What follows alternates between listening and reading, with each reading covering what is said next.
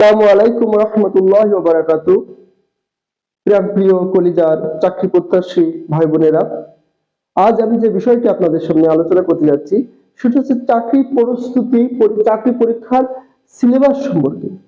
একের ভিতরে তিন, এই প্রক্রিয়া এ হচ্ছে যারা সদ্য গ্রাজুয়েট করা ভাই বোনেরা আছেন, যারা চাকরির সিলেবাস সম্পর্কে জানেন না, বা যারা অনার্সে পড়াশোনা করছেন, এইসব ভাই বোনেদের জন্য আমার এই ছোট্ট প্রয়াস। আজ আমি একই সাথে তিনটি গুরুত্বপূর্ণ পরীক্ষা এবং টোটাল বাংলাদেশে যত চাকরির পরীক্ষা আছে সেটা একটা টপিক্সের ভিতরে এই সিলেবাসটা আমি আলোচনা করব, যেটা আপনাদের জন্য অনেক সুন্দর এবং আপনাদের জন্য খুব উপকারী হবে ইনশাআল্লাহ। কারণ যারা সদ্য গ্রাজুয়েট বা আপনার অনার্সে ভর্তি হয়েছেন, ফার্স্ট ইয়ার, সেকেন্ড ইয়ার এবং থার্ড ইয়ারে পড়েন বা ফোর্থ ইয়ারে, এইসব ভাই বোনেরা অনেকে আছেন একাডেমিক পড়ার পাশাপাশি চাকরির সিলেবাস সম্পর্কে জ্ঞাত থাকেন না। তাদের উদ্দেশ্যে, শুধু একমাত্র তাদের উদ্দেশ্য, যারা এই চাকরির বাজারে চাকরির পরিস্থিতি সম্পর্কে খুব কিউরিসিটি আছে, তাদের উদ্দেশ্য আমার এই ভিডিওটি করা। আজ আমি চাকরি পরীক্ষার সিলেবাস সম্পর্কে একের ভিতরে একের ভিতরে তিন প্রক্রিয়া এবং টোটাল বাংলাদেশে, সমগ্র বাংলাদেশে যে চাকরি পরীক্ষা আছে সেটা এর ভিতরে, এই আলোচনার ভিতরে এই সিলেবাসটা চলে আসবে ইনশাআল্লাহ। দেখেন, আপনি যদি একজন চাকরি প্রত্যাশী ভাই হন, তাহলে আপনার প্রথম বিসিএস সম্পর্কে আপনাকে অবশ্যই জানতে হবে, বিসিএস এর সিলেবাস। কারণ বলা হচ্ছে যে বিসিএস পরীক্ষা হলো সকল চাকরি পরীক্ষার মা। তাহলে এই বিশেষ পরীক্ষার সিলেবাসটা আপনি যদি প্রথম জানেন তাহলে, এবং এই অনুযায়ী পড়া শুরু করেন, তাহলে বাকি আপনার যে এন্ট্রান্স এর শিক্ষক নিয়োগ পরীক্ষা, প্রাথমিক শিক্ষক নিয়োগ পরীক্ষা এবং পিএসসির যত নিয়োগ পরীক্ষা এর ভিতরে ইনশাআল্লাহ ইনক্লুড হবে।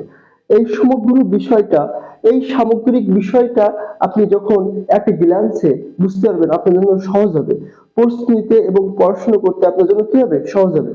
প্রথমে দেখেন, বিসিএস প্রিলিমিনারি 200 মার্কের হয়, হয়তো কত মার্কের?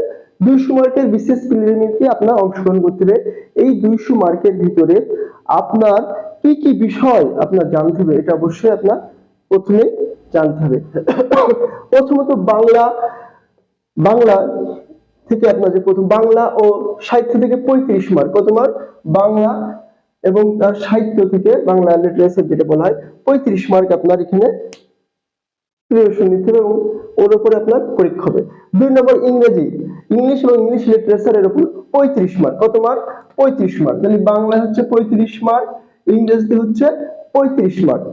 এবং জেকে বা জেনারেল নলেজ যেটা বলা হয়, বাংলাদেশ বিষয়বলি 30 এবং আন্তর্জাতিক বিষয়বলি থেকে 20, টোটাল জেকে আপনার 50 মার্কের, সাধারণ জ্ঞান টোটাল 50 মার্কের। তাহলে আমার বাংলা ইংরেজিতে হয়ে গেল 35 35 70, আর এইদিকে আপনার সাধারণ জ্ঞানে বাংলাদেশ বিষয়বলি, আন্তর্জাতিক বিষয়বলি হয়ে যাচ্ছে আমার টোটাল 30 যোগ 20, 50 মার্ক।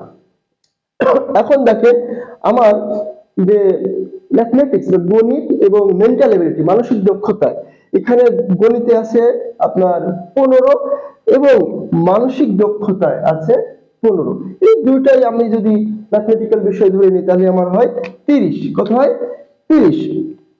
এবং সাথে সাথে আমাদের বিজ্ঞান আছে 15 এবং কম্পিউটার এবং আইসিটি, বিজ্ঞান আছে 15 এবং কম্পিউটার আইসিটি মিলে আছে 15। তাহলে এখানে কম্পিউটার তথ্য প্রযুক্তিতে 15 এবং বিজ্ঞানে 15, দুইটা মিলে যদি আমি একসাথে পড়ি, বিজ্ঞান বিষয়টা, সায়েন্স বিষয়টা একসাথে পড়ি, তাহলে হয় 30। 15 15 হয় 30। এবং সাথে সাথে ভূগোল, পরিবেশ ও দুর্যোগ বিষয়গুলি যেটা বাংলাদেশের, এটা আছে 10, আর নৈতিকতা সুশাসন এর উপরে আছে 10। এই দুটো মিলে আমি 20 ধরতে পারি, তাহলে 20। এবং এই ভূগোল, পরিবেশ, দুর্যোগ এটা বাংলাদেশ বিষয়গুলোর ভিতরে এবং আন্তর্জাতিক বিষয়গুলো ইনক্লুড। তাহলে আপনার নৈতিকতা সুশাসন এটা ওই বাংলাদেশ বিষয়গুলোর অন্তর্গত নিয়ে যদি আপনি পড়েন, তাহলে আপনার সিলেবাসটা সহজ হচ্ছে। হয়তো 10টা টপিকস পিএইচসি থেকে নির্ধারিত 10টা টপিক্সের উপর পরীক্ষা হবে, কিন্তু আপনি যদি ছোট করে এটা কম্বাইন করে ছোট ছোট করে করেন, তাহলে বাংলা এবং সাহিত্যে 35, ইংরেজিতে 35 এবং টোটাল সাধারণ জ্ঞানে এখানে আছে বাংলাদেশ বিষয়গুলি 30 আর আন্তর্জাতিক বিষয়গুলি 20, এই হলো 50। আর এখানে ভূগোল, নৈতিকতা সুশাসনে যদি আর 10 ডিগ্রি ধরি, তাহলে এখানে হচ্ছে 70। এখানে হয়ে যাবে কত? 70। টোটাল একটা প্যাকেজ 70। তাহলে আপনার ছোট হয়ে যাচ্ছে যে বাংলা, ইংরেজি এবং সাধারণ জ্ঞানে 70 মার্ক চলে আসছে, এখানে 70 এখানে 70 চলে আসছে, দেখেন কত সহজ। এবং গণিত এবং মানসিক দক্ষতা যদি 15-15-30 ধরি, এখানে হচ্ছে 15-15-30, তাহলে এখানে আমার কমে আসছে। এবং বিজ্ঞান এবং কম্পিউটার এই দুটো আইসিটি একসাথে মিলে যদি 15-30 ধরি, তাহলে হচ্ছে আমার 30 হচ্ছে। তাহলে দেখেন এই সাধারণ জ্ঞান আর এই মিলে এখানে হচ্ছে আমার 50, আর এই 20 মিলে হচ্ছে আমার 70, আর গণিত এবং মানসিকতা হচ্ছে 30, 100, আর এখানে 35 হচ্ছে আমার 70। তাহলে আমার টপিক গুলো ছোট হয়ে যাচ্ছে। দেখেন টোটাল বাংলা একটা বিষয় 35 থাকবে, ইংরেজি 35 থাকবে, এবং গণিতে আমার গণিত ও মানসিক দক্ষতা দুটো মিলে হচ্ছে আমার 30। এবং সাথে সাথে আমার যে জেকে জেনারেল নলেজ, এই সাধারণ জ্ঞানটা আমি বাংলাদেশ ও আন্তর্জাতিক বিষয়গুলো মিলে, ভূগোল, নৈতিকতা, সুশাসন মিলে টোটাল আমার হয়ে যাবে 70। এবং বিজ্ঞান কম্পিউটার মিলে হবে 15-15-30। তাহলে দেখেন 10টা পিএসসি 10টা আমার দিচ্ছে, কিন্তু আমি যদি গুছাই আলাদা আলাদা ভাবে আমার সর্বোচ্চ আমার 4টে বিষয় আমার সাথে আসবে: ইংরেজি, বাংলা, গণিত এবং সাধারণ জ্ঞান আর বিজ্ঞান। তাহলে 5টা বিষয়, 10টা বিষয়টা আমি 5টা বিষয়ের ভিতরে সীমাবদ্ধ রাখতে পারি। তাহলে ঘুরে ফিরে সেই একই আসছে। এর ভিতরে আমার 5টা বিষয় যদি আমি আলাদা করে নিতে পারি, তাহলে 10টা বিষয় আমার বিপুল পরিমাণ সিলেবাস দেখে আমার ভয় পাওয়ার দরকার নাই। তাহলে সাথে সাথে পিএসসির আপনার বিসিএস প্রিলিমিনারি সিলেবাসে 200 মার্ক আমার 5টা বিষয়ের ভিতরে আমি ইনক্লুড করতে পারি। সাথে সাথে সেই ঘুরে ফিরে এন্ট্রান্স শিক্ষক নিয়োগ পরীক্ষা, যে কলেজ বলেন হাই স্কুল বলেন যে পরীক্ষাগুলো হয়, এখানে আমার 100 মার্ক, কত মার্ক? 100 মার্ক। 100 বিষয়ের ভিতরে সেই এখানে যে 5টা বিষয় বা 4টে বিষয় আমি যদি মিলাতে পারি, সেই একই কথা একই টপিকসের এখানে আমার মিলাই নিতে পারি। যেমন বাংলা এখানে 25, কিন্তু আপনার বিসিএস ছিল 35, এখানে হচ্ছে 25। এবং ইংরেজিতে বিশেষ ছিল আমার 35, আর ইংরেজিতে গেছে 25, একই পড়ার। এবং গণিত আমার আছে 25। তাহলে আমার এনটিআরসি যে শিক্ষক নিবন্ধন কলেজ, স্কুল এবং কলেজের পর্যায়ে যে পরীক্ষা, তাহলে বাংলায় আমার 25, ইংরেজিতে হচ্ছে 25, বাংলায় 25, ইংরেজিতে 25, গণিতে 25, এবং সাধারণ জ্ঞানে আমার আছে 25। এই সাধারণ জ্ঞান আমার আমাদের দুই ভাগে, বাংলাদেশ বিষয় বলি যে বিসিএস যেরকম আলাদা আলাদা স্পেসিফিক দিয়েছে, কিন্তু এখানে সিলেবাস ক্ষেত্রে সাধারণ জ্ঞান 25 দিয়েছে কি আপনার বাংলাদেশ বিষয় বলি এবং আন্তর্জাতিক বিষয় বলি এর ভিতরে থাকবে।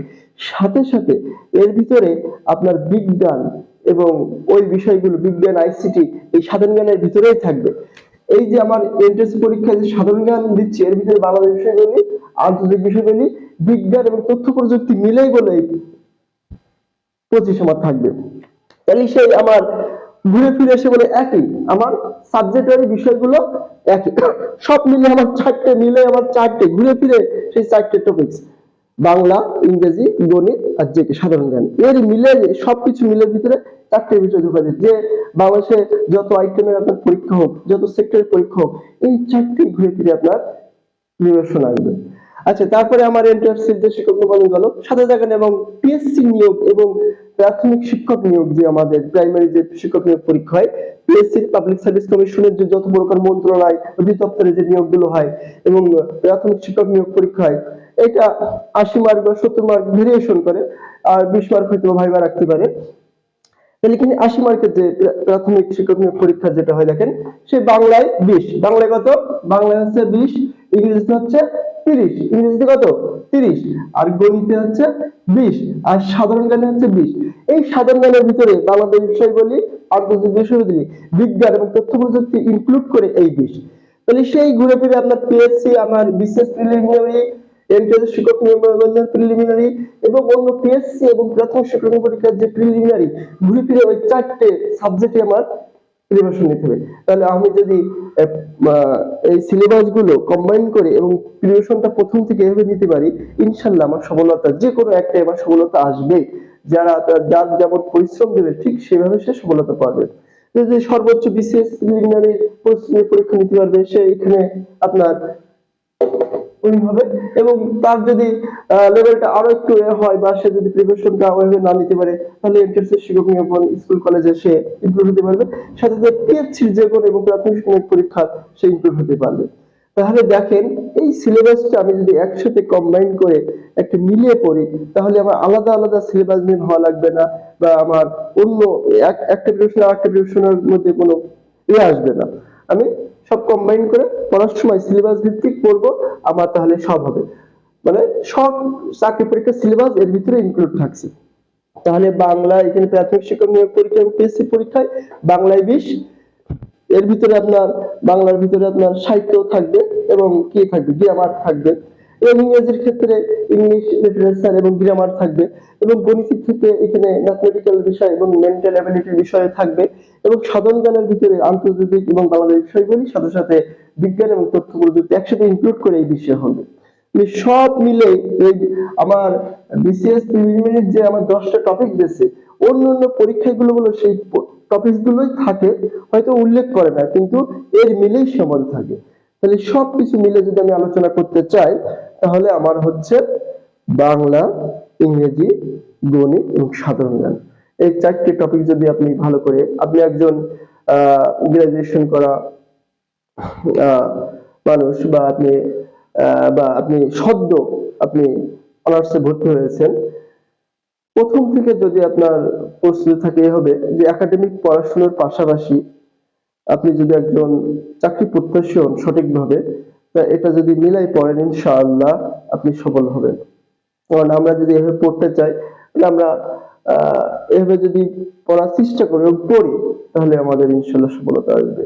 আর কোন ছেলে যদি অনার্সের প্রথম থেকে একাডেমিক পড়াশোনার পাশাপাশি এই সিলেবাস সম্পর্কেও ধারণা রাখে এবং সিলেবাস সম্পর্কেও নিয়ে ঘাটাঘাটি করার চেষ্টা করে, এবং কিছু কিছু কিছু বই, সামান্য কিছু বই পড়ে, শুধু 3টে আপনার 4টে বই, আর অনেক বই পান, 4টে বাংলা, ইংরেজি, গণিত, সাধারণ জ্ঞানের বইটা নিয়ে এই সিলেবাস নিয়ে যদি ঘাটাঘাটি করে, যদি অনার্স করতে 4 বছর লাগে, এর ভিতরে অবশ্যই ইনশাআল্লাহ একাডেমিক পড়াশোনার পাশাপাশি একটা ভালো প্রস্তুত হবে। তাই যারা নতুন চাকরি প্রত্যাশী ভাই বোনেরা আছেন এবং অনার্স পুরো ভাই বোনের জন্য, তাদের জন্য আমার এই ভিডিও, শুধু শুধু নতুনদের জন্য। কারণ অনেক অনেকে জানেন, অনেক জ্ঞানী আছেন, অনেক এখানে অনেক ভালো দর্শক আছেন বা আমার ভাই বোনেরা আছেন, তাদের জন্য শুধু নিউ কমার স্টুডেন্ট বা যারা অনার্স এর ভর্তি হয়েছেন বা অনার্স শুধু অনার্স শেষ করেছেন, যারা এই সিলেবাস সম্পর্কে জ্ঞাত না বা চাকরির বাজার সম্পর্কে জ্ঞাত না, তাদের উদ্দেশ্যে শুধু আমার এই ছোট্ট একটা ভিডিও। যদি উপকার হয়ে থাকে আলহামদুলিল্লাহ, জাযাকাল্লাহ খাইরুন। আর এভাবে আমরা চেষ্টা করব আমার চাকরি প্রত্যাশী ভাই বোনেদের সাহায্য করতে, ইনশাল্লাহ। আমার সাথেই থাকবেন ইনশাল্লাহ। আসসালামু আলাইকুম ওয়া রাহমাতুল্লাহি ওয়া বারাকাতুহু।